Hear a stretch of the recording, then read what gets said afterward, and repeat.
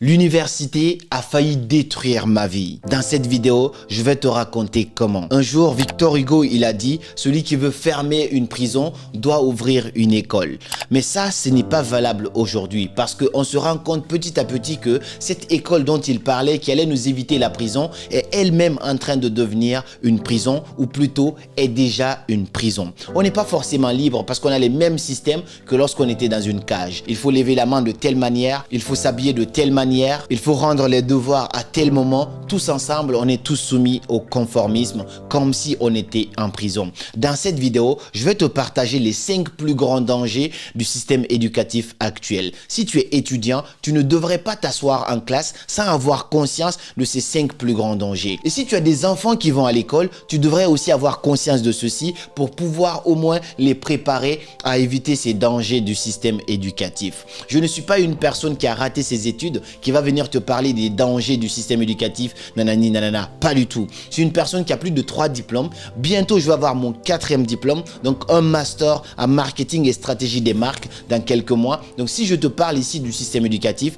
je suis vraiment conscient de ce que c'est et je te parle par expérience. Alors, pour te dire, j'étais un addict du système éducatif avant. Ceux qui me connaissent, ceux qui m'ont vu grandir, des personnes avec lesquelles j'ai fait les études, le savent. J'ai toujours été parmi les 3 premiers de mon école. À chaque fois de ma classe, c'était toujours pareil. J'étais parmi les meilleurs. J'étais vraiment addict. Lorsque je grandissais, mon rêve, c'était de devenir ministre un jour, ministre des Finances. Parce que j'ai même fait des études de banque et finance. Je suis diplômé en banque et finance et tout ça. Je voulais vraiment réussir dans le cadre des études. Mais plus le temps avançait, plus ma perception de la réussite commençait à changer. Mais malheureusement, quand tu commences à voir les choses autrement du système en soi, on commence à te pointer du doigt et on commence à te mettre les bâtons dans les roues. Lorsque j'ai découvert le monde de l'entrepreneuriat et j'ai compris que je pouvais apporter plus au monde qu'en faisant juste des études de finance. Il n'y a pas de mal avec les études de finance en soi, mais j'aspirais à mieux dans la vie.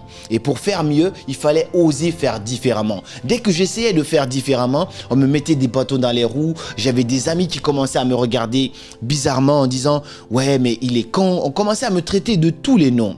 Mais malgré cela, j'ai décidé de prendre un chemin différent, mais ce n'a pas été facile. Récemment, un master, en étant retourné encore à l'université pour finir ce que je devais finir, j'ai failli tomber en dépression. Le système m'imposait des choses que moi je ne pouvais plus supporter parce que j'avais une autre définition maintenant de la réussite. Des exercices par là, des dossiers par là, des examens par là. Tout est fait, tout est mis en place pour t'empêcher, entre guillemets, de penser à autre chose à côté. Alors que moi, j'étais déjà devenu entrepreneur, je ne pouvais plus du tout supporter ce même rythme-là. Et bien avant de partir en année de césure, j'ai encore subi énormément de difficultés dans le système éducatif. Alors que je suis bon étudiant, j'ai toujours été parmi les meilleurs, même quand je suis arrivé en France. Toujours parmi les meilleurs, je comprends super vite, j'ai des super bonnes notes, je peux te faire 20 sur 20 en mathématiques, mais ce n'est pas la finalité en vrai. Et franchement, j'aimerais te prévenir face à 5 dangers du système éducatif grâce à cette vidéo. Donc, fais super attention à tout ce que je vais te dire ici. Pour commencer, l'école, c'est important. Ça nous permet d'avoir les bases. Je ne te dis pas de ne pas faire des études, mais je veux juste que tu comprennes en fait qu'il y a certaines choses auxquelles tu dois vraiment être préparé parce que si tu n'es pas préparé mentalement à cela, ça va te briser en 1000 morceaux. Les premiers avantages de l'école, c'est que premièrement, l'école nous permet en fait d'avoir les bases de la discipline. Ça nous permet d'être disciplinés. Bien sûr, c'est dangereux le 9-17, c'est-à-dire se lever, aller à l'école, ensuite revenir, ainsi de suite. Ça nous prépare au métro boulot dodo, mais en même temps, ça nous prépare aussi à être disciplinés. Ça nous met en cadre en fait. Moi, lorsque j'ai décidé d'arrêter mes études pendant une année afin de me consacrer à mon business, moi, dans mon business, lorsque j'applique le principe appliqué dans les études ou même dans le salariat, ça m'aide énormément. C'est-à-dire, je me mets des horaires de travail. Même si je travaille pour moi-même, je me dis, Karamo, tu dois commencer à 9 h et finir à 17 h. Lorsque je me mets ça dans la tête, ça m'aide vraiment à être assez productif parce que si tu n'as pas ce cadre-là, c'est pas bien. Ça, c'est vraiment le premier avantage de l'école. Deuxième avantage de l'école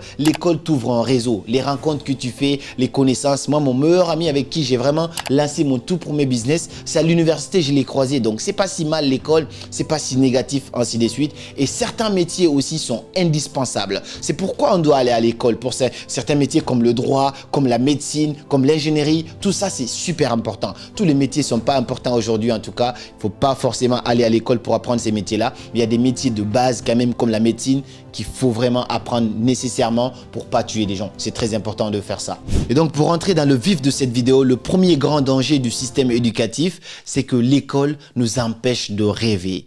Un jour, Steve Harvey, il a dit « La chose la plus importante dans notre vie, ce n'est pas forcément l'éducation, mais c'est notre rêve. » Et l'école, le système éducatif est fait pour briser ces rêves-là, pour nous empêcher de penser ou de réfléchir en dehors de la boîte. Lorsqu'on est petit, qu'est-ce qui se passe? On a des rêves, on a des ambitions, on veut devenir acteur, musicien, on peut se permettre de rêver absolument tout. Mais plus on grandit, plus on est dans le cadre du système éducatif, et plus on commence à nous faire comprendre que notre rêve n'est pas réaliste, qu'il faut commencer à rêver normalement. Rêver normalement, qu'est-ce qu'on entend par là? Rêver normalement, c'est penser exactement comme les autres, c'est se dire oui, je veux trouver tel boulot dans telle entreprise. On ne te permet plus du coup d'imaginer de grandes choses, et c'est comme ça que tu vois qu'on est en train de couper tes ailes petit à petit. Tu commences toi aussi à te ranger dans une cage pour ressembler à tout le monde, parce que dans la société ancienne, dans l'Antiquité, lorsque tu es jugé trop différent des autres, tu pouvais être isolé et tu pouvais même en mourir. L'être humain fuit en fait cet éloignement social. C'est pourquoi on est tous en train de se ressembler au maximum pour être accepté dans la société. L'école nous empêche de rêver. Lorsque tu es en classe, lorsque Steve Harvey il a dit à sa prof pour la première fois que lui il voulait être à la télé, la prof elle a dit mais t'es malade, t'es fou. Qui tu as vu à la télé noire ici dans un quartier défavorisé? La prof ne voulait pas qu'il rêve. On lui a dit pense comme tout le monde, dis que tu veux trouver un boulot ici, ainsi de suite. Quelques années plus tard, aujourd'hui, Steve Harvey est à la télé et il est considéré comme étant l'une des personnalités les plus célèbres de l'histoire des États-Unis. Donc le rêve est encore beaucoup plus important que l'éducation qu'on peut te donner à l'université. Sauf que l'université t'empêche complètement de rêver et ça t'empêche même d'avoir des petits projets à côté parce que tu es bombardé et submergé de choses. Le deuxième plus grand danger du système éducatif, c'est la surcharge mentale. En fait, quand tu fais le constat, plus de 40% des étudiants sont soumis en fait à l'anxiété, au stress, parfois même à la dépression. Plus de 40% des étudiants, on est stressé constamment parce qu'il faut rendre tel devoir, parce qu'il faut faire tel examen, on nous bombarde de trucs. Une étude a été réalisée dans une université à Rennes en France, je ne sais pas par quelle agence. Ils ont constaté que plus de 40% des étudiants ont affirmé être confrontés à des périodes de stress, à des périodes de peur ultime et aussi parfois même à la dépression. Je me rappelle moi quand c'était la période des examens ici, c'était tellement dangereux, ça me faisait tellement peur que j'avais des migraines. J'allais voir le médecin, je lui disais je suis mal, j'ai mal à la tête, ainsi de suite. On me donnait des médicaments mais ça ne changeait absolument rien. Tout ça, c'est en étant étudiant. Le système éducatif est dangereux. On vous bombarde de 16 matières en un seul semestre et on veut que vous soyez bon dans toutes ces matières-là. Et si tu rates une seule matière, on te colle une sale note, on te fait comprendre que tu étais nul. C'est vraiment dangereux ce système. Nous devons faire super attention à cela. Si vous avez des enfants et que vous amenez vos enfants à l'école, vous devez leur faire comprendre que ce n'est pas si grave. Autant de matières, on ne peut pas être bon dans tout. Tout le monde est un génie. Mais si vous jugez un poisson par sa capacité à grimper un arbre, il va croire toute sa vie qu'il est stupide. Mets-le dans l'eau et tu verras de quoi il est capable. Comment tu peux juger une personne à pas être bon alors que tu le soumets à plus de 14 matières pour un seul semestre? Moi, je l'ai eu. Plus de 14 matières en un semestre, un master. Et après, on veut que tu maîtrises quelque chose. Les profs sont payés pour dispenser les cours. Que vous comprenez, que vous ne comprenez pas, ils s'en foutent. Ils vont juste vous bombarder au maximum parce qu'ils doivent finir leur programme, sinon on va les critiquer. Donc eux, ils veulent finir. Est-ce que vous comprenez? Est-ce que vous avez le temps d'assimiler tout ça? Ce n'est pas leur problème. Le système éducatif est dangereux. Nous devons faire super attention. Le troisième grand danger du système éducatif, c'est que l'école ne prend pas en compte notre diversité. Tout le monde est mis dans un même panier et on est jugé exactement de la même manière.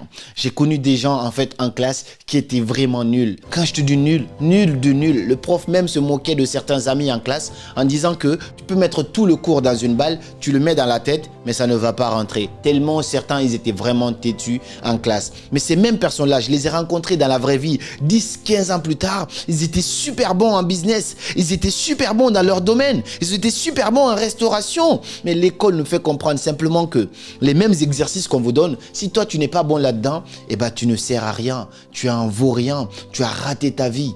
Rater ses études, ça ne veut pas forcément dire rater sa vie. L'école ne prend pas en compte cette diversité qu'on a. Tout le monde est un génie, j'aime bien le répéter. C'est Albert Einstein qui l'a dit. Mais si vous jugez Lionel Messi par sa capacité à avoir un 10 en classe, il va croire toute sa vie qu'il n'est pas bon. Mais donne-le la balle et tu verras de quoi il est capable. Mais si vous jugez Boubou Design qui fait des dessins par sa capacité à avoir des bonnes notes en classe, il va croire toute sa vie qu'il n'est pas bon, qu'il est stupide. Donne-le le tableau et laisse-le faire ce qu'il sait faire. Il te montrera que c'est un vrai génie. Tout le monde est un génie. Mais si vous jugez Karamo maintenant par sa capacité à avoir un 20 sur 20 en maths, peut-être qu'il va croire aussi qu'il est stupide. Laisse-le faire du dev perso, laisse-le faire des conférences ou des vidéos. Il te montrera de quoi il est capable. Donc, on a tous un talent quelque part. Si vous avez des enfants aujourd'hui, je fais vraiment cette vidéo pour des parents qui ont des enfants qui vont grandir. Pour nous aussi, qui allons avoir des enfants qui vont grandir. Il faut faire comprendre à ton enfant, s'il n'est pas forcément bon en classe, que ce n'est pas la fin du monde. Peut-être qu'il est fait pour faire du foot,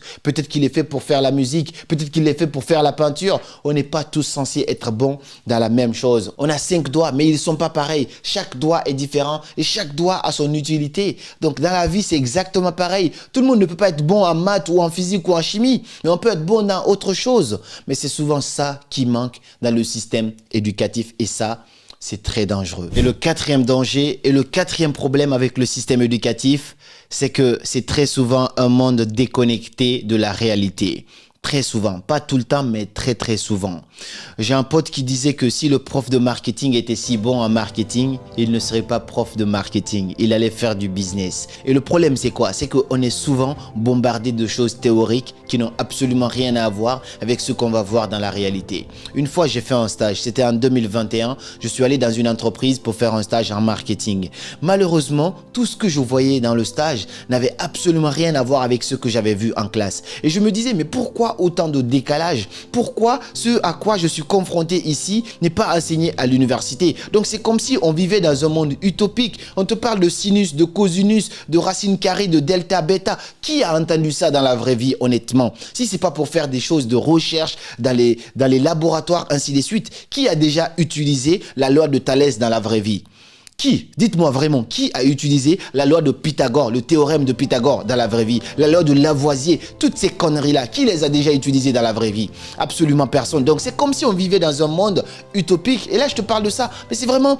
Dans beaucoup de domaines, tu te rends compte que ce que tu as étudié et ce que tu vas apprendre dans la vraie vie sur le terrain n'a absolument rien à voir. Une fois, une prof, elle nous a donné des cours de communication pendant 6 mois. Elle nous donnait des cours de communication. Je suis allé sur YouTube, ce même cours était là, j'ai fini en 2 heures. En 2 heures, j'ai appris ce que la prof, elle a mis 6 mois à nous enseigner. Parce qu'aujourd'hui, elle vient, on vous donne un peu, elle repart, ensuite, ainsi de suite. On fait durer la chose. C'est rien de pratique, tout était théorique. Tu vas sur YouTube, tu as des choses tellement bien expliquées que tu te dis, merde, mais qu'est-ce que je faisais en classe en fait? Mais tu n'as pas le choix, tu dois être en classe parce qu'on te dit que tu as besoin de ce papier que tu attends à la fin comme étant un diplôme pour avoir un salaire qui ne va même pas te payer la voiture de tes rêves.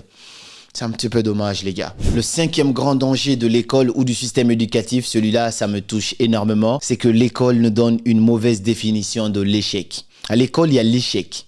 À l'école, il y a ce qu'on appelle échouer.